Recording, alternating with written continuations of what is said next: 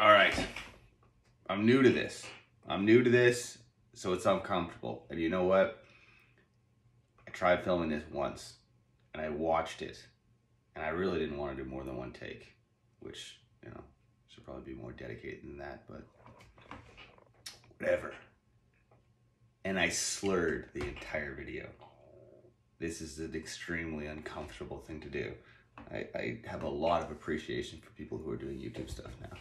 But anyway, that's not the point of the video. That's not what you came here for. That's not what you clicked on it for. You wanted to hear about gratitude journaling, my experience with it, 30 days of that. Honestly, an amazing experience. And I didn't think that it would be. I heard about gratitude journaling before in my life. It was always kind of like a flowery kind of thing to me. It was like, oh yeah, nice. Gratitude journaling. Like, it seemed lame. It seemed lame for sure. I don't know how else to even say that.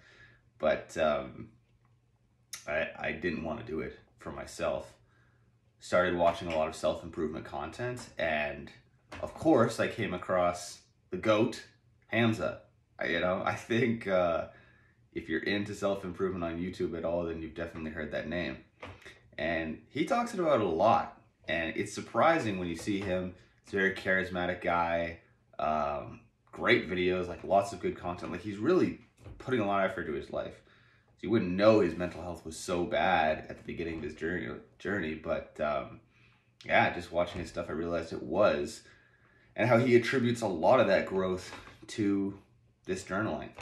So after 2 years in a pandemic of having nothing but opportunity and not taking action on it, I decided I'm going to stop listening to some of his content and actually just start taking action on something, because I really had taken no action on any of this stuff. And I think maybe I'm just coping. That's like 90% of people watching self-improvement content on YouTube. I don't know. I'll watch a video, scroll through the comments, and I resonate with where a lot of people are at. And I think a lot of people at the end of the day feel good watching the content because you think, oh yeah, I'm growing. I'm listening to something that's about making my life better, but it doesn't work unless you do. And I don't know, once again, maybe I'm projecting, but that was something that I found I wasn't doing. I wasn't putting any real action in. So I was in a bad spot, really, before starting the journaling, so I had nothing to lose. Why not give it a shot? Gave it a shot, and it didn't take very many days before I really found that my mood was improving. Now, one thing I do want to clarify, it did me very little benefit to fill out the gratitude journal at the end of the day. I don't know if this is specified in very many places, maybe it is, but I feel like the majority of the benefit comes from it being done early in the day, because it kind of sets the tone for how the day is going to go. I have a checklist right now because I've been working on a few other things that I wanted to improve on. I wanted to take action on a few things right now.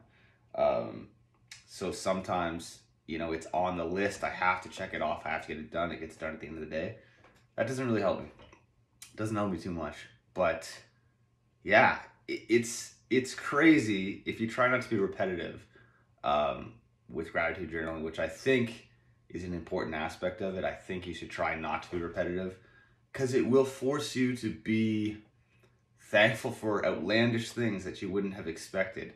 I watched a Hamza video and he was saying how he was thankful for his desk, and he went on about it. And bro, it was kind of beautiful. I'm not gonna lie. Like, I was like, this is poetic. This is a sick desk. Yeah, had me sold. Once again, maybe he's just a charismatic dude. But honestly, I thought, what if I look at it that way? So, I started off being thankful for my family, my friends, amazing weather, the fact that I live in a free country, all these kind of things. But eventually, if you're trying not to repeat, you have to stretch. And that, I think, is where the best benefit comes from. That's what makes you see opportunity where you'd normally see like a barrier. So I found myself eventually writing down, I thought it was crazy when I did this, saying, yeah, I'm thankful that both my legs work and my arms work. And then that got me thinking more. Well, I'm thankful, you know, I never thought about myself as this really bright guy. But, you know, I'm thankful that my brain's fully functional. I looked at that and it was kind of like a light bulb moment. I was like, huh, but everything works. And everything works here. So if I'm not fit, whose fault is that? If I'm not smarter, whose fault is that? I'm not saying I have to be a genius. I'm not saying I have to be Adonis, Arnold Schwarzenegger, anything like that. But if I'm not progressing, whose fault is that? Literally my own. And that, I did not expect to learn that lesson from gratitude journaling. You know, growing up, I was always working with my friends and I really had a passion for it. But there was a genetic difference. I would be doing the same workouts and eating the same way because we would share even diets and stuff like that. And the difference in progress would be crazy.